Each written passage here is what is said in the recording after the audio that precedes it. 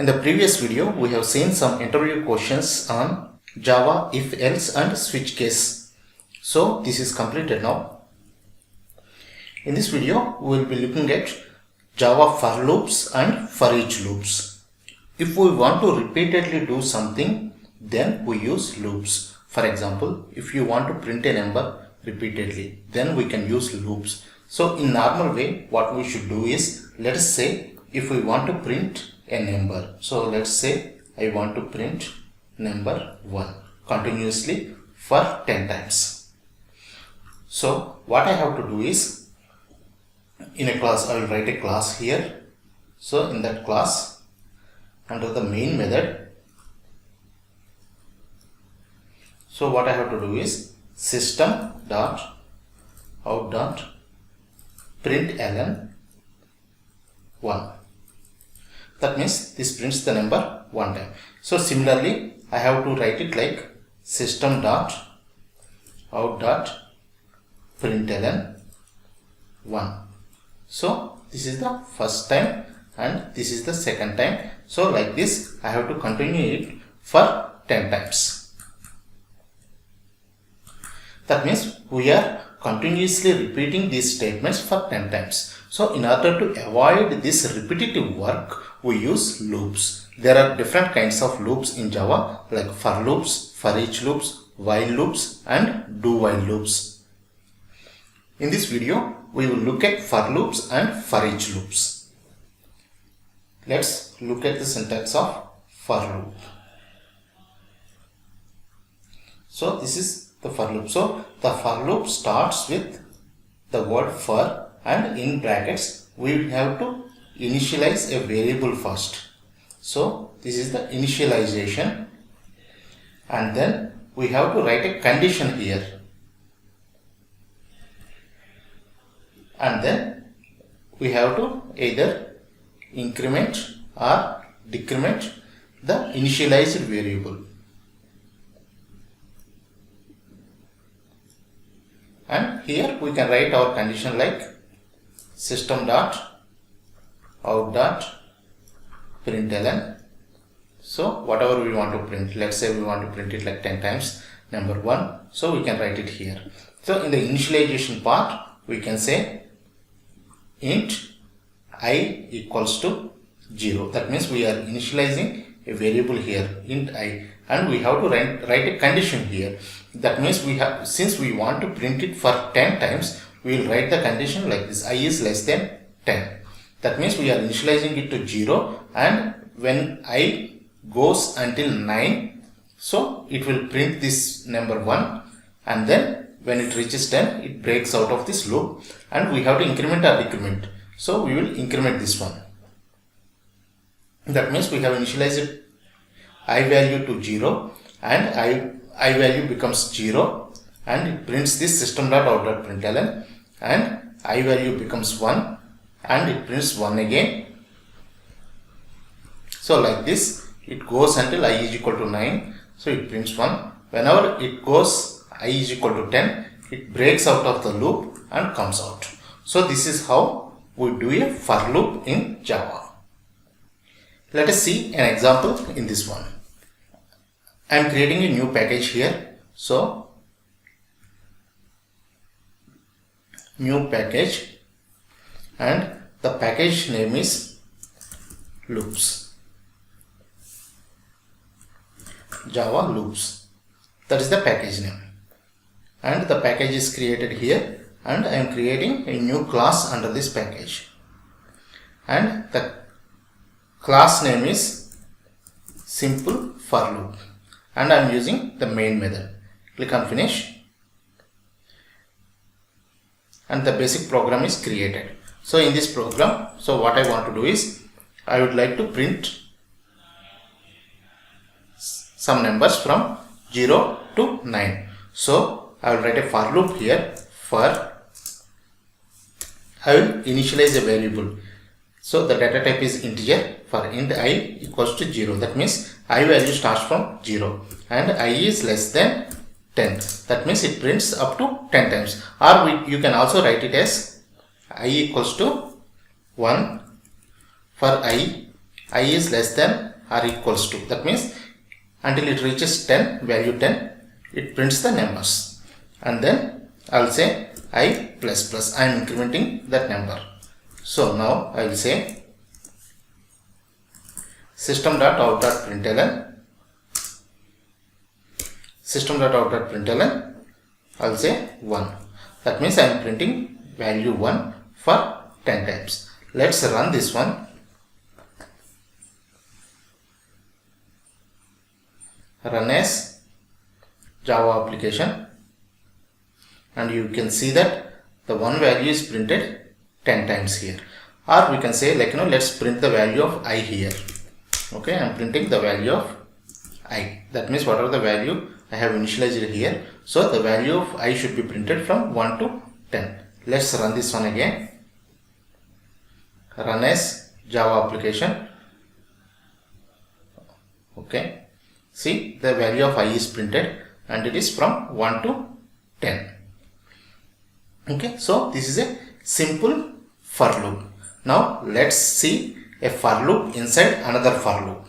So we have already seen a for loop, a simple for loop. So now we will see for loop inside another for loop. So we'll say we'll write one for loop here, like initialization, and then condition, and then increment or decrement.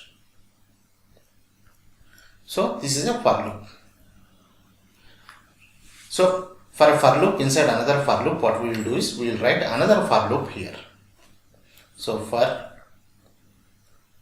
initialization, and then condition, and then increment or decrement. So this is a for loop inside another for loop. So what happens here is, first the program comes here and it will take this initial value and it comes here, and it takes this initial value and it repeats it until this condition is met. So whatever the number of times it comes, so it will repeat this code until this condition is met, and then again it comes here and it goes to this outer for loop, and then the second value from here, based on this increment or decrement, it takes the second value and again it comes the inside for loop, and then it repeats the same thing again for the number of times until the condition is met. It repeats it. So like this it continues. Let's see an example on this one. So under this package I am creating a new class which is for inside for. I am using this main method here. Click on finish. So here what I am doing is I am creating a for loop here. For I am initializing an integer variable int I equals to 0. I is less than, I am just taking it only 3 times and I am saying I plus plus. This is the increment operator I am using. So inside this for loop I am using, so I will just say sysout I am outside, and inside this for loop I will use another for loop which is, so here I am using the integer variable, so I will say int j. I should not use the same variable that I have used here, so I will say int j equals to 0, and then j is less than 3. That means I will repeat this loop for 3 times and then j plus plus. So in this one I will print system.out.println I am inside. So what it will do is, first it will come to this outer for loop here. So in this outer for loop it takes a value of 0 and it comes here, it prints I am outside, and then it comes to the inside for loop and it repeats this 3 times and it prints 3 times I am inside. So like this it repeats the whole thing for 3 times. Okay, now let us run this one and see what happens. Run as Java application. See, So the first time it has printed I am outside, and then 3 times it has printed I am inside, and then it has printed I am outside again, and 3 times it has printed I am inside, and again it has printed I am outside, and it has printed I am inside again. So this is how we can write for loops inside another for loop. Now for each loop. So these for each loops are normally used for arrays or collections. If you want to go over the elements in an array or in a collection, then we can use this for loop, for each loop. We can also use for loops. In addition to the for loops, we can also use this for each loop. So what is this for each loop?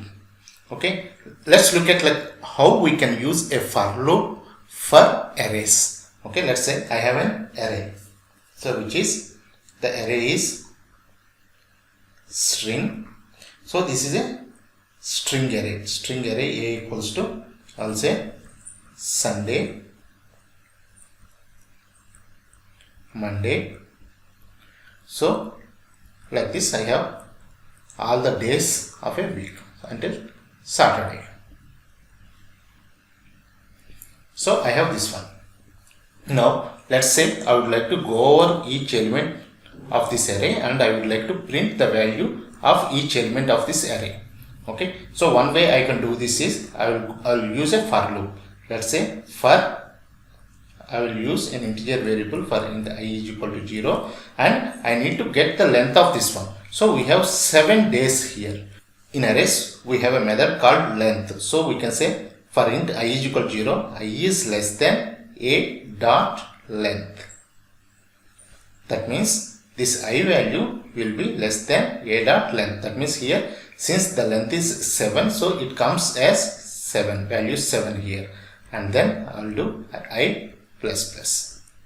The reason why I took I is equal to 0 instead of I is equal to 1, the indexes of these elements will be like 0, 1, 2, 3, 4, 5 and 6. So the index of an element starts with, of an array starts with 0, and the last element will be less than 1 of the entire length of the array. So if the length is 7, the last element will be 7 minus 1, that is the index will be 6. So I took it as I is equal to 0 and I is less than a dot length. So now I can simply say system dot out dot print ln a of I. So this is how we can access the index, the element of an array. So the first time it becomes a of 0, that means it prints Sunday. The second time it becomes a of 1, it prints Monday, and like this it goes until the 6th element. So I is less than a dot length. So 6th it prints Saturday. When it becomes 7, it comes out of this loop. So this is one way we can do. Another way is using for each loop. So this is for each loop.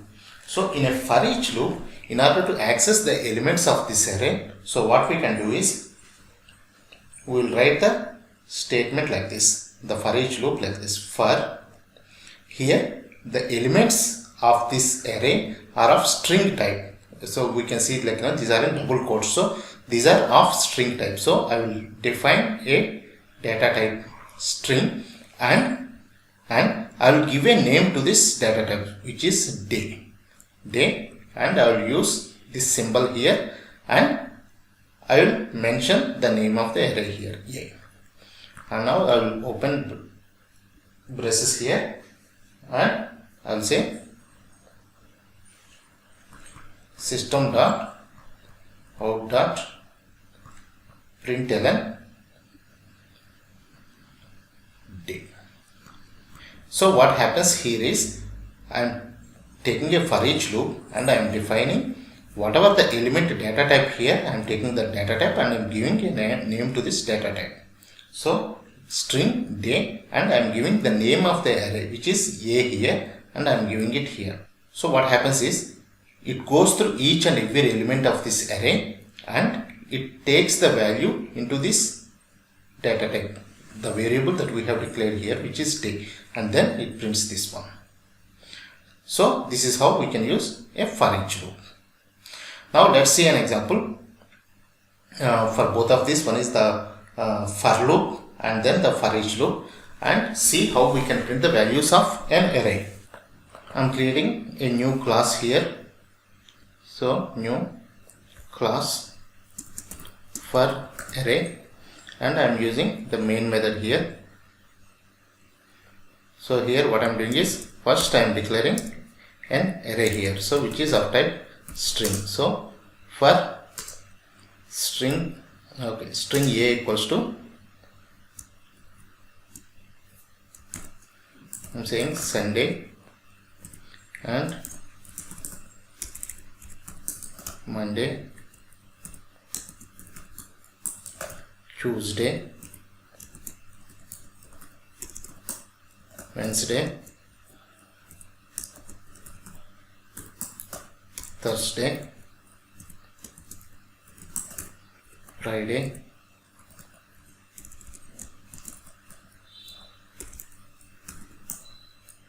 Saturday. So I have created an array here. So I will use a for loop and print all the elements of this array. So what I will do is, I will say for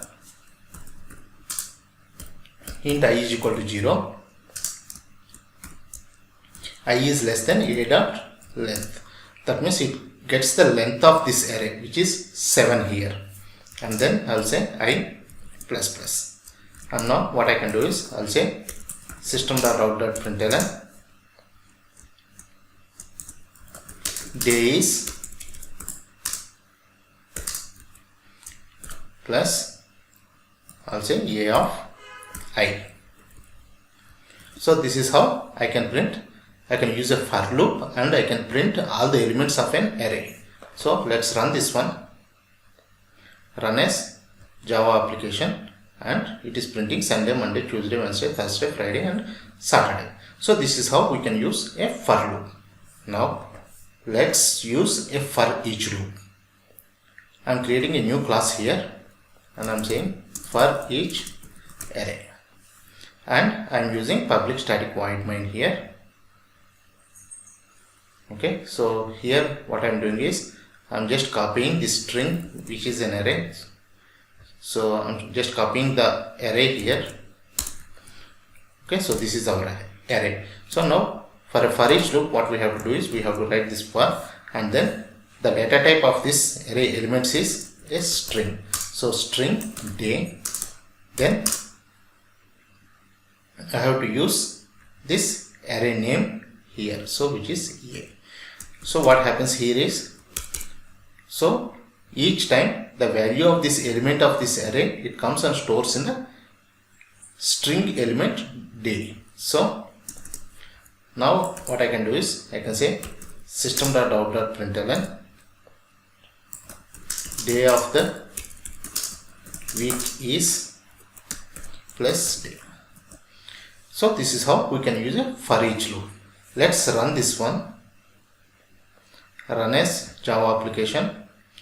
So you can see that day of the week is Sunday, Monday, Tuesday, Wednesday, Thursday, Friday and Saturday. So this is how we can use a for each loop. So now let us say I have an array like this. Okay, so I have an integer array int a equals to, I have an integer array like 1, 2, 3, 4, 5, 6, 7, 8, 9, 10. I have an integer array like this. Okay, I would like to find the sum of all these elements. So this one can be achieved using for each loop. So in the for each loop, we can also do it using using a simple for loop also, but we can also do it using for each loop. Let's see how to do this one using for each loop. So what we will do is, in a for each loop, so we'll write this first statement, and we'll say, since the data type of this element is integer, I will take the element as int, and I will say number, and then I will use the array name here. And in this for loop, so I will define int sum is equal to 0 initially, and not here, but this has to be written outside of this one. So int sum equals to 0. So here what I will do is sum equals to sum plus I'll say number. So the first time it takes 0 plus the first time it gets 1, so it becomes 1, and the second time it gets 1 plus 2, so it becomes 3. Like this we will get the sum of all the elements in the array. Let's try this example. So here I am creating a new class, so which is sum of array, and I am using the main method. So here what I will do is I will create an array, int array a equals to, so I will use 1 2 3 4 5 6 7 8 9 10. So I am using 10 elements here, 10 array elements, and here what I am doing is I will declare an integer data type int sum equals to 0. That means initially the sum is 0. Now I will use a for loop here. For since the data type of all these elements is integer, I'll give the data type as int, and I'll say number, and I'll use the array name a, and in this loop what I will do is I'll say sum equals to sum plus number. Okay, finally we will print system.out.println sum is plus sum. So the total sum should be 1 plus 2 3 6 10 15 21 28 36 45 55. So it should result in, you should print the result as sum is 55. Let's run this one. Run as Java application, and you can see the sum is 55. So this is how we can use a for each loop to get the sum of all the elements in an array. In this video we have seen for loops and for each loops. If you want to download the document for this one, you can go to my repository at github.com/subustech and go to Selenium-Java-tutorials. This particular tutorial starts with number 20, so search with number 20 and you can find this document here, Selenium-Java for loops and for each loops. So you can download this document here. In the next video we will see how to use break and labeled break statements in for loops.